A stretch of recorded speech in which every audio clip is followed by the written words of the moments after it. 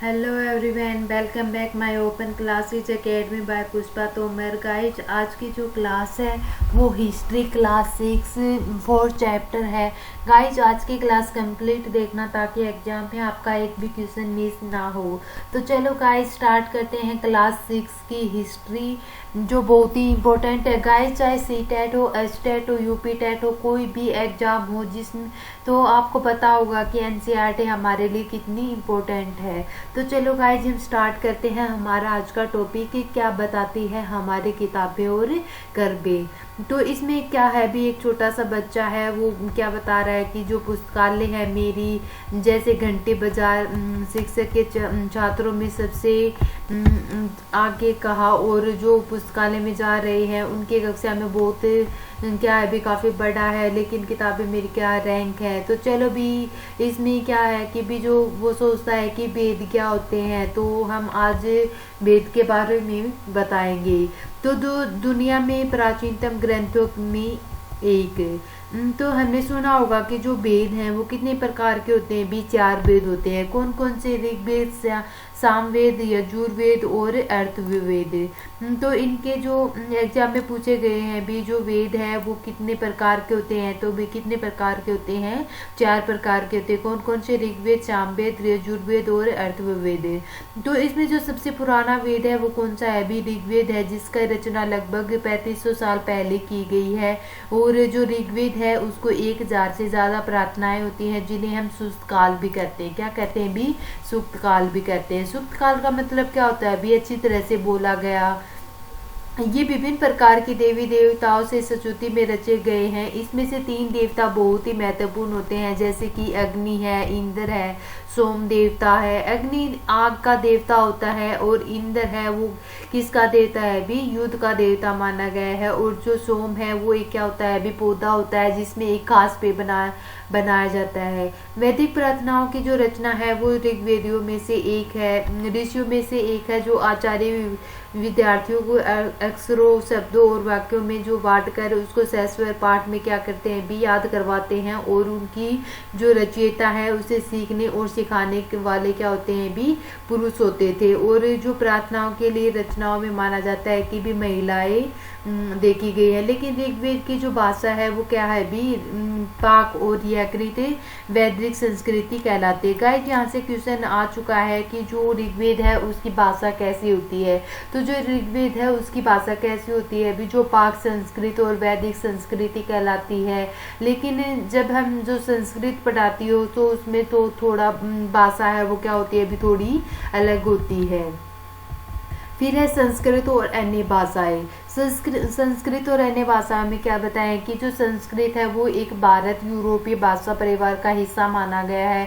भारत में कई भाषाएं जैसे कि असमिया है, गुजराती, हिंदी, कश्मीरी, सिंधी, एशियाई भाषाएं जैसे फारसी, यूरोप और बहुत सारे भाषाएं होती हैं, जैसे कि अंग्रेजी है, फ्रांसीसी, जर्मन, यूनानी, इतावली, स्पेनिश आदि परिवार से क्या होती है? भी वो जुड़ी होती है। और इसमें एक भाषा परिवार इसलिए कहा जाता है क्योंकि वह जो आरंभ में कई शब्द ऐसे होते थे, जैसे कि मातृभाषा, जो हमारी मातृभाषा यानी कि संस्कृत, माँ हिंदी, मदर यानी कि अंग्रेजी में इनको बोला गया है। और इनकी क्या भी जो क्या तुम्हें इनकी कोई समानता नजर आती है? तो जो उप महाद्वीप में सबसे जो भाषा परिवार में भाषाएं बोली जाती थी, उदाहरण जैसे कि पूर्वोत्तर पश्चिमों में तिब्बत वर्षा परिवार में भाषाएं बोली जाती थी। तमिल, तेलुगु, कन्नड़, मलयालम दक्षिण भारत परिवार की भाषाएं होती हैं, जो झारखंड और मध्य प्रदेश में कई हिस्सों में क्या की जाती है? भी बोली जाती है।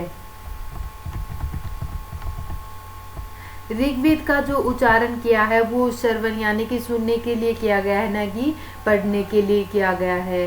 तो गाइस जैसे एग्जाम में ऐसे भी पूछ लिया गया है भी कौन सा जो वेद है जिसको सुना जाता है, यानी कि जिसको पढ़ा नहीं जाता, तो वो कौन सा वेद है? भी ऋग्वेद है। रचना के लिए कई सदियों में इनको पहले बार लिखा गया था, और छापने का काम है वो क्या है? भी 200 साल पहले इनको किया गया, प्रारंभ किया गया। इतिहासकार ऋग्वेद के अध्ययन कैसे करते हैं? तो जो इतिहासकार है पुरातत्ववेद उनके अतीत के बारे में जानकारी इन्होंने इकट्ठी की गई है, लेकिन जो भौतिक अवशेषों की जो अलावा विभिन्न स्रोतों का इन्होंने प्रयोग किया और जो ऋग्वेद के सूक्त वार्तालाप के रूप में इन्होंने विश्वामित्र नामक ऋषि की देवियों के रूप में इनको पूजित दो नदियों यानी कि व्यास और सतलुज के बीच में इन्होंने संवाद एक ऐसे सूक्त का इन्होंने क्या किया है भी अंश माना गया है। ऋग्वेद की जो पांडुलिपि का एक पन्ना जो बुर्ज वृक्ष की जो छाल से बनी एक पांडुलिपि कश्मीर में पाई जाती थी। लगभग 150 वर्ष पहले ऋग्वेद में सबसे पहली बार छापने के लिए इन्होंने इनका उपयोग किया था और जो पांडुलिपि को देखकर उन्होंने अंग्रेजी में कुछ अनुवाद तैयार किया था और यह पांडुलिपि पुणे महाराष्ट्र और एक पुस्तकालय में इन्होंने सुरक्षित माना गया है। तो जो ये है भी एक पांडुलिपि जो हमारे ऋग्वेद में लिखी जाती थी। तो जैसे कि ये चित्र में हमारे दिखाया गया है कि जो बुर्ज वृक्ष की छाल पर कुछ पांडुलिपि कश्मीर में पाई गई थी और वो कितने वर्ष पहले भी 150 वर्ष पहले उन्होंने छापने के लिए कुछ उन्होंने उपयोग किए थे। और जो पांडुलिपि को देखकर उन्होंने किस में ट्रांसलेशन किया भी उन्होंने अंग्रेजी में ट्रांसलेशन किया और पांडुलिपि पुणे महाराष्ट्र और एक पुस्तकालय को इन्होंने सुरक्षित बनाया। विश्वामित्र और नदियां। विश्वामित्र में जैसे कि एक नदियां है वो छोड़ते हुए कुछ चाटते हुए चमकते गांव में जो फुर्तीली इन्होंने एक विश्वामित्र और नदियों के बारे में भी इन्होंने वर्णन किया है। मवेशी घोड़े और रथ। गाइस जिसमें जो हमारे लिए इम्पोर्टेंट है हम ओनली वही करेंगे, कंप्लीट चैप्टर नहीं। जैसे कि मवेशी घोड़े रथ यानी कि जो एग्जाम में आया हुआ है और इम्पोर्टेंट टॉपिक है ओनली वही। जैसे कि मवेशी घोड़े और रथ। ऋग्वेद जो मवेशियाँ जैसे कि बच्चों के कुछ घोड़े की प्राप्ति के लिए अनेक प्रार्थनाएं होती हैं, घोड़े की कुछ लड़ाई के लिए रथ खींचने का काम करती थी और मवेशी जीत कर लाए जाते थे। युद्ध के समय इन्होंने कुछ भाग सरदार भागों में भी इन्होंने बांटा गया। फिर जो लोगों की विशेषता है उनको बताने के लिए कुछ शब्द होते थे जैसे कि वर्गीकरण, काम, भाषा, परिवार, समुदाय, निवास स्थान आदि सांस्कृतिक परंपराओं को के आधार पर किया जाता था। ऋग्वेद के लिए लोगों की कुछ विशेषताएं भी बताई जाती थी और इसमें 2 समूह बनाए गए हैं और उनको काम के आधार पर क्या किया गया है भी वर्गीकरण किया गया है। पुरोहित जिसे भी कभी कभी ब्राह्मण कहा जाता है तरह तरह के कुछ यज्ञ अनुष्ठान करते हैं। जैसे कि दूसरे लोग होते हैं राजा, तो ये वैसे राजा नहीं होते हैं भी जिसे हमें जानते हैं, न तो यह बड़ी राजधानी और महलों में रहते थे और न इनके पास कोई सेना होती थी।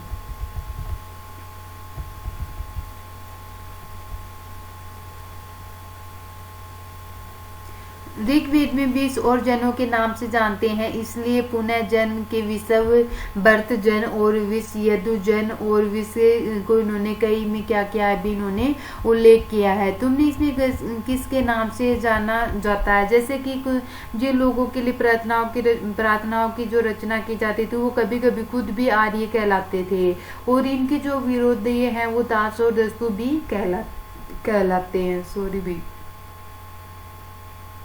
दस्तु वे लोग होते थे जो यज्ञ नहीं करते थे लेकिन उनकी भाषाएं दूसरी भाषाएं बोलते थे। बाद में जो समय दास यानी कि दासी है शब्द का मतलब यानी कि गुलाम होता है। दास का स्त्री और पुरुष होते थे जो युद्ध के समय बंदी बनाया जाता था और उनके मलिक जायदाद मानी जाती थी, तो वो काम मालिक चाहते थे वो सब उनको क्या करना पड़ता था। कहानी महापाषाणों की। तो महापाषाणों की जो ये शिलाखंड महापाषाण है यानी कि जो महा यानी कि बड़ा, पाषाण क्या होता है अभी पत्थर यानी कि बड़ा पत्थर, तो इसके नाम से जाना जाता है। पत्थर यानी कि जो दफन के समय में जगह के लोगों के लिए बड़े करीने में लगाए जाते थे और महापाषाण कब्रें बनाई जाती थी जो लगभग 3000 वर्ष पहले इनको क्या हुई थी भी शुरू हुई थी। और यह प्रथा कहाँ हुई थी भी दक्कन यानी कि दक्षिण भारत, उत्तर पूर्वी भारत और पश्चिम में इन्होंने प्रचलित किया गया था। कुछ महापाषाण जमीन से लेकर ऊपर तक दिख जाते हैं और कुछ महापाषाण जमीन के भीतर भी रहते हैं। कई महापाषाणों के लिए जो गोलाकार सजाए गए हैं वो पत्थर मिलते हैं, जैसे कि महापाषाण का जो निर्माण है वो लोगों को लिए कई तरह के कई काम करने पड़ते थे। जैसे कि हमने कोई भी कार्यों की जो सूची बनाई गई है और इसमें कुछ भी अंक इसमें जो कोई भी सूची बनाई जाती थी, जैसे कि क्रमवत के अनुसार, जैसे कि खड्डा खोदना, सीलकंठों को उनको ढोकर लाना, बड़े पत्थरों की तलाशना और मरे हुए को क्या करना भी दफनाना। तो इसमें कुछ कर्मों को भी असमानताएं होती थी, जिसमें मृतकों की जो खास किस्म की एक मिट्टी और बर्तनों के भी उन्होंने क्या किया जाता था भी दफनाया जाता था, जिन्हें काले लाल मिट्टी बर्तन जैसे कि ब्लैक एंड रेड वेयर भी के नाम से भी इन्होंने जाना जाता है। इनके साथ में लोहे के औजार और हथियार, घोड़ों के कंकाल और सामान, पत्थर के लिए सोने की गहने।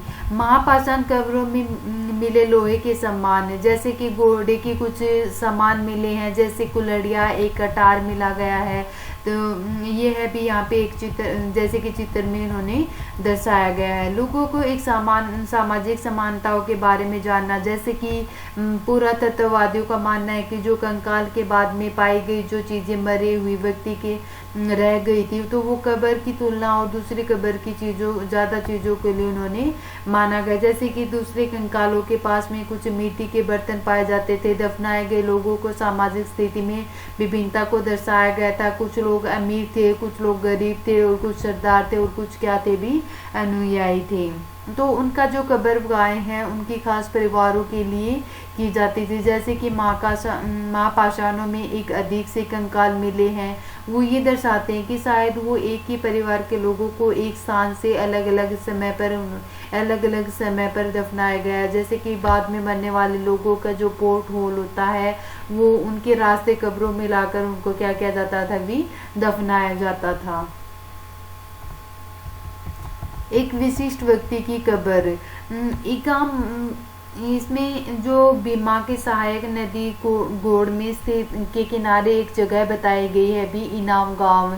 तो इस जगह में 3600 से लेकर 2700 साल पहले लोग रहते थे और वहाँ पे जो वयस्क यानी कि जो बूढ़े लोग हो जाते थे तो उनको गड्ढे में सीधा लिटाकर दफनाया जाता था। उनका सिर ऊपर की ओर होता था और वो कई बार ऐसे घर के अंदर में भी दफनाए जाते थे, जैसे कि बर्तन के किसी भी खाने या फिर पानी हो उसमें दफनाए गए सब के पास में उनको क्या कर दिया जाता था भी रख दिया जाता था। जैसे कि एक आदमी है वो 5 कमरों के मकान का जो आंगन होता है उनके 4 पैरों वाले जो मिट्टी के एक बड़े संदूक में उन्होंने क्या कर दिया भी दफनाया जाता था। बस्ती में उन्होंने बसाई है गांव एक उनमें सबसे बड़े घरों में बताया गया है और इस घर में एक जो अनाज का गोदाम होता था तो वहाँ पे भी इनके पैर मुड़े हुए पाए गए हैं।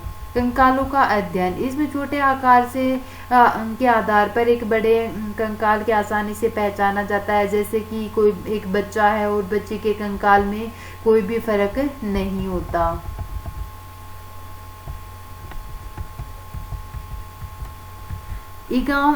इनाम गांव के लोगों के काम धंधे, वहाँ के काम धंधे क्या होते थे भी जो ईगाम वहाँ की पुरातत्वविदों में जैसे गेहूं है, जो चावल दाल बाजरा मटर तिल के बीज बोते थे।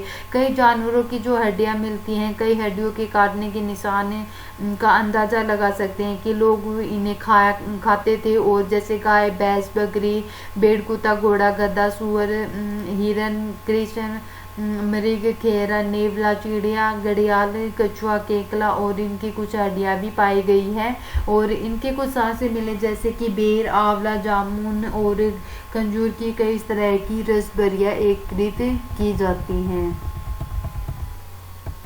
यहाँ से है भी इम्पोर्टेंट कि इसमें लगभग 3500 साल पहले यहाँ का एक लेखन कला है उसके जो बहुत ही पुराना उदाहरण माना गया है। जैसे कि चित्र में दिखाया गया है कि जो जानवरों की जो हड्डियों से लिखा जाता था और भविष्य करने वाली हड्डियाँ भी कहा जाता है।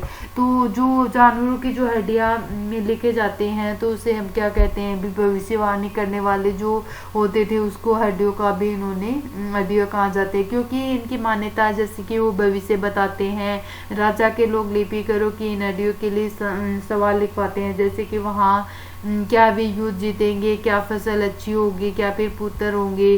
तो इसमें इन नदियों के आग में डाल दिया जाता था और गर्मी की चटक की दरारें भी कुछ पड़ जाती थी।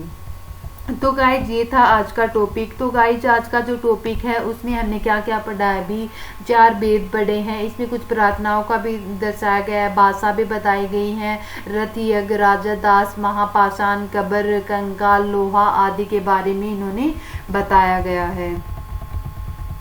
अब है कुछ इम्पोर्टेंट तिथियां। गाइज यहाँ से भी इम्पोर्टेंट है, यहाँ से भी क्वेश्चन पूछा गया है, जैसे कि वेदों की रचना है उसका प्रारंभ कब हुआ था, भी लगभग 3500 साल पहले हुआ था। महापाषाणों का निर्माण की जो शुरुआत है वो कब हुई थी, भी 3000 साल पहले हुई थी। इनाम गांव के कृषकों का निवास कब हुआ था, भी 3600 से लेकर 3700 साल पहले हुआ था। चरक यानी कि चरक का प्रयोग कब हुआ था, भी लगभग 2000 साल पहले इन्होंने किया गया है। तो गाइज ये था आज का टॉपिक हमारा हिस्ट्री की क्लास यानी कि चैप्टर 4। तो गाइज अगर आज की क्लास पसंद आई हो तो प्लीज़ चैनल को लाइक, सब्सक्राइब और शेयर कर देना, ताकि आने वाली हर क्लास का आपको नोटिफिकेशन मिलता रहे। गाइज मैंने हिस्ट्री के साथ साथ में ज्योग्राफी और पॉलिटिकल CDP यानी कि साइकोलॉजी यानी कि बाल विकास और हिंदी की भी क्लास स्टार्ट करवा रखी हैं। और गाइज अगर आज की क्लास पसंद आई हो तो प्लीज़ चैनल को लाइक, सब्सक्राइब और शेयर कर देना, ताकि आने वाली हर क्लास का आपको नोटिफिकेशन मिलता रहे। ठीक है guys, bye, take care, thank you.